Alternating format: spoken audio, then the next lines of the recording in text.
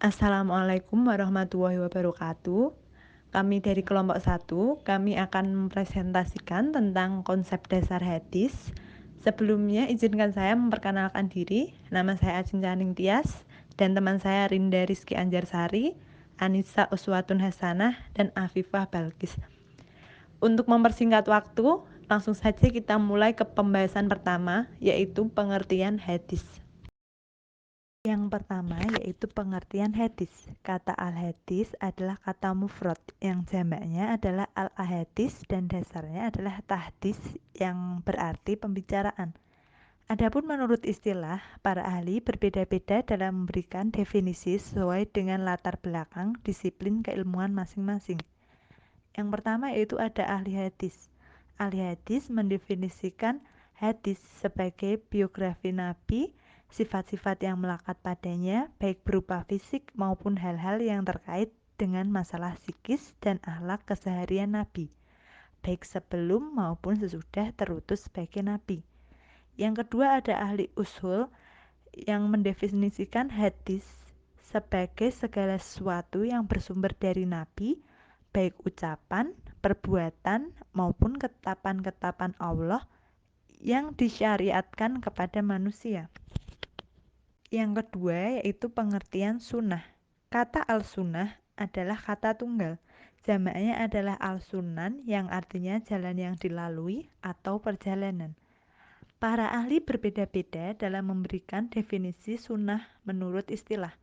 Hal ini lebih disebabkan perbedaan latar belakang, persepsi, dan sudut pandang mereka terhadap diri Rasul. Yang pertama ada ahli hadis.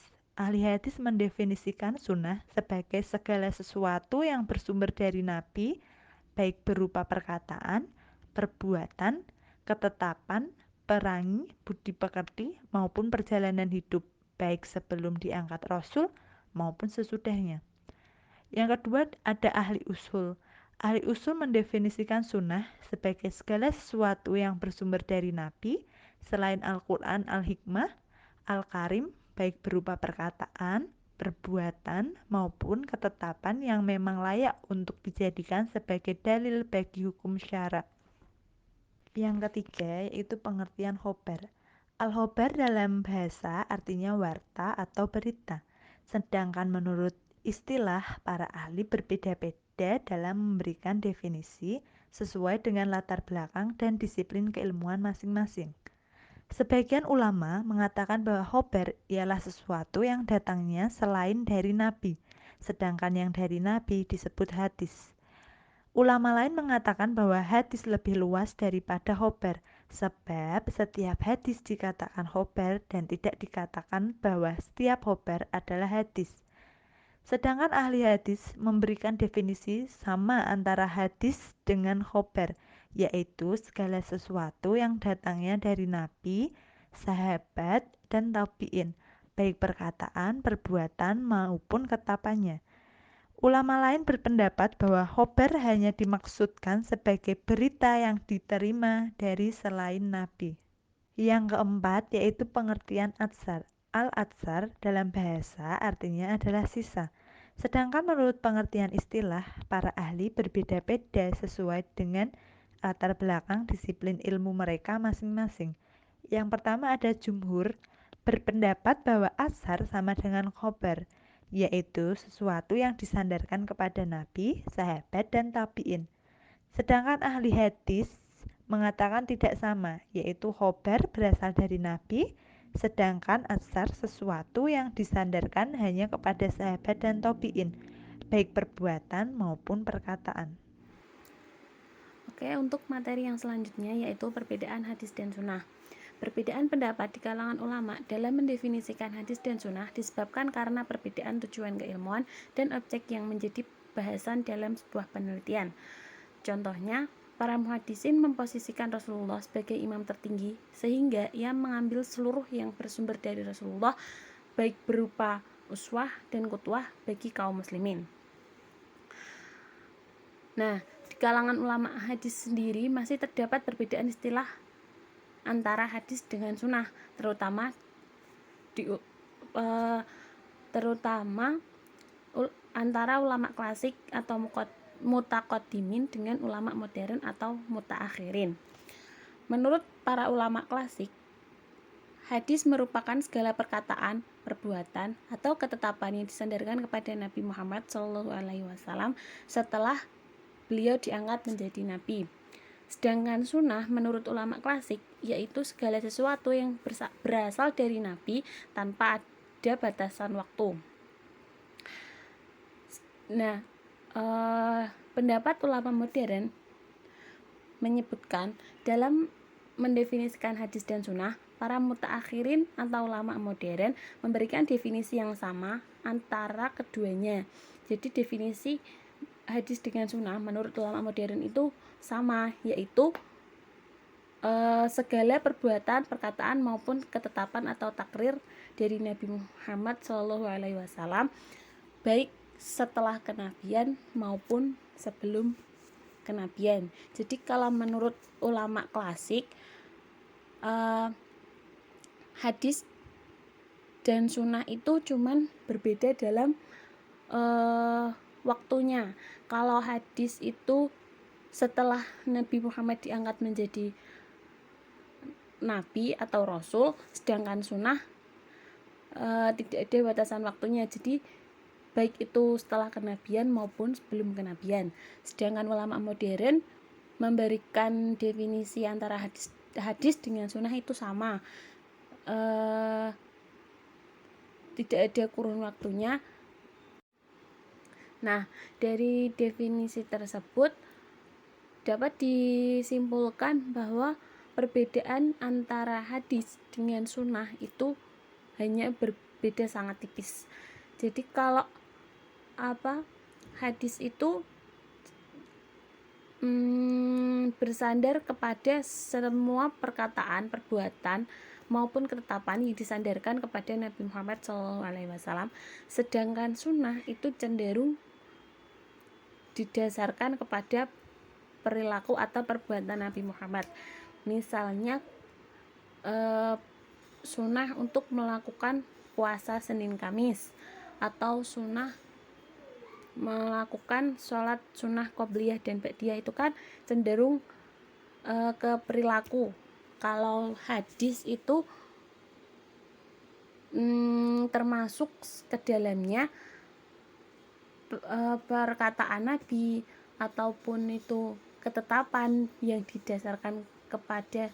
disandarkan kepada Nabi, maupun juga dapat berupa perbuatan atau perilaku Nabi sehari-hari, begitu. Baik, saya Anissa Uswatun Hasanah, NIM 035, akan melanjutkan presentasi dari kelompok kami mengenai perbandingan takrif hadis antara ulama hadis, ulama ushul, dan para fuqaha. Yang pertama yaitu perbandingan takrif hadis menurut para ulama hadis.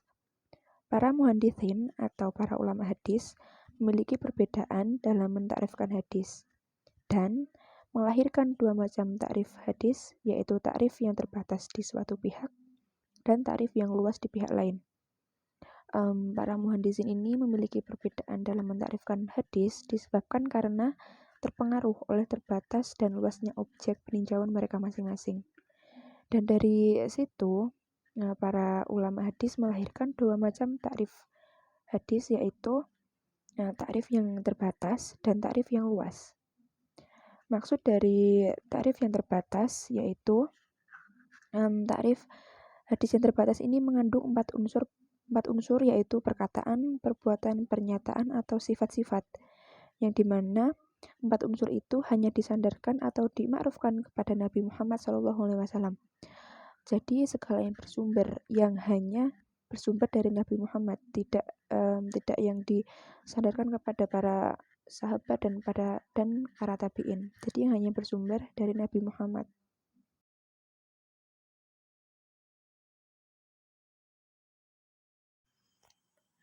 Lalu yang kedua yaitu takrif hadis yang luas.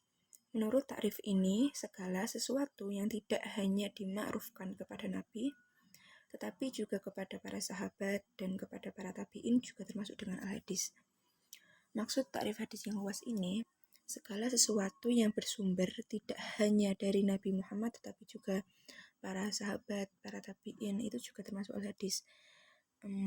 Jadi meliputi segala berita yang dimakrufkan kepada Nabi Muhammad, yang dimauqufkan atau yang disadarkan kepada para sahabat, dan yang dimaktukan kepada para tabi'in ini juga termasuk dengan al-hadis. Lalu yang kedua yaitu takrif hadis menurut para ulama ushul. Ulama ushul memberikan takrif hadis yaitu bahwa segala sesuatu yang dikeluarkan oleh Nabi Muhammad SAW selain Al-Quran, baik berupa perkataan, perbuatan, maupun takrir Nabi Muhammad yang dapat dijadikan hukum syara. Jadi menurut para ulama usul itu, segala sesuatu yang bersumber dari Nabi Muhammad itu dapat dijadikan sumber rujukan atau sumber hukum dari hukum syara atau hukum Islam. Jadi selain Al-Quran, al-hadis pun juga dapat dijadikan hukum syara dalam Islam. Lalu yang selanjutnya adalah takrif hadis menurut para fuqaha atau ahli fikih. Para fuqaha atau ahli fikih memberikan takrif hadis bahwa hadis adalah segala sesuatu yang tidak bersangkut paut dengan masalah-masalah yang fardu atau yang wajib. Maksudnya adalah para ulama fikih itu menganggap bahwa hadis itu adalah mungkin perbuatan yang sunnah yang bersumber dari Nabi Muhammad. Yang sunnah itu maksudnya apabila kita mengerjakannya kita akan mendapatkan pahala, dan apabila kita tidak mengerjakannya kita tidak akan mendapatkan dosa. Berbalik dengan masalah-masalah yang fardu atau yang wajib, jika kita meninggalkannya kita akan mendapatkan dosa. Jadi kita harus menjalankannya. Dan yang sunnah itu yang boleh kita kerjakan, dan kita tidak mengerjakannya pun kita tidak akan mendapatkan dosa. Baik, untuk materi selanjutnya yaitu mengenai contoh hadis dan sunnah. Saya akan membacakan 2 contoh hadis. Hadis yang pertama yaitu yang membahas tentang sholat, yang bunyinya An Aisyata qalat kana Rasulullah sallallahu alaihi wasallam yusalli qa'iman wa qa'idan fa idza iftataha sholata qa'iman raka'a qa'iman wa idza iftataha sholata qa'idan raka'a qa'idan, yang artinya dari Aisyah berkata, Rasulullah sallallahu alaihi wasallam sholat berdiri dan duduk. Ketika memulai sholat dengan berdiri, maka rukuk dengan berdiri. Dan ketika memulai sholat dengan duduk, maka rukuk dengan duduk. Dan selanjutnya hadis kedua yaitu tentang niat, yang bunyinya qala Rasulullah innamal a'malu binniyati wa innama likulli imri'in ma nawa, yang artinya Rasulullah sallallahu alaihi wasallam bersabda bahwasanya segala amal perbuatan itu tergantung pada niatnya. Karena itu pahala bagi semua amal seseorang itu sesuai dengan niatnya. Yang selanjutnya yaitu saya akan membacakan mengenai contoh sunnah. Yang pertama yaitu merutinkan sholat duha. Nabi Shallallahu Alaihi Wasallam bersabda, pada pagi hari setiap persendian kalian diwajibkan sedekah. Setiap ucapan tasbih itu bernilai 1 sedekah. Setiap kalimat tahmid itu bernilai 1 sedekah. 1 ucapan tahlil bernilai 1 sedekah. 1 ucapan takbir bernilai 1 sedekah. Memerintahkan yang makruh 1 sedekah. Mencegah yang mungkar 1 sedekah. Dan semua itu bisa diganti dengan 2 rakaat sholat duha. Hadis riwayat Muslim. Yang kedua yaitu sholat berjamaah tepat waktu. Nabi Shallallahu Alaihi Wasallam bersabda, kalau saja manusia tahu pahala panggilan sholat dan shaf awal, kemudian mereka tidak bisa mendapatkannya selain harus dengan mengundi, pasti mereka akan mengundi. Hadis riwayat Muslim. Contoh hadis yang ketiga yaitu membaca Al-Quran. Nabi Shallallahu Alaihi Wasallam bersabda, bacalah Al-Quran, karena sesungguhnya Al-Quran akan datang sebagai pemberi syafaat bagi sahabatnya atau orang yang membacanya. Hadis riwayat Muslim. Contoh sunnah yang keempat yaitu sedekah harian. Suatu ketika, seorang lelaki datang menemui Rasulullah SAW dan bertanya, wahai Nabi, sedekah apa yang paling utama? Nabi Shallallahu Alaihi Wasallam menjawab, bersedekahlah saat kau dalam kondisi sehat, kikir, takut miskin, dan sedang berharap menjadi kaya. Tidak menunda sampai nyawa di tenggorokan, baru kau berkata, aku sedekahkan ini untuk si fulan segini. Padahal itu sudah menjadi bagian si fulan atau ahli warisnya. Hadis riwayat Bukhari. Dan masih banyak lagi contoh-contoh sunnah yang dapat kita amalkan dalam kehidupan sehari-hari. Demikianlah presentasi dari kelompok kami. Semoga kita dapat mengambil hikmah dari penjelasan di atas untuk lebih meningkatkan iman serta amal ibadah kita. Kurang lebihnya saya mohon maaf. Wassalamualaikum warahmatullahi wabarakatuh.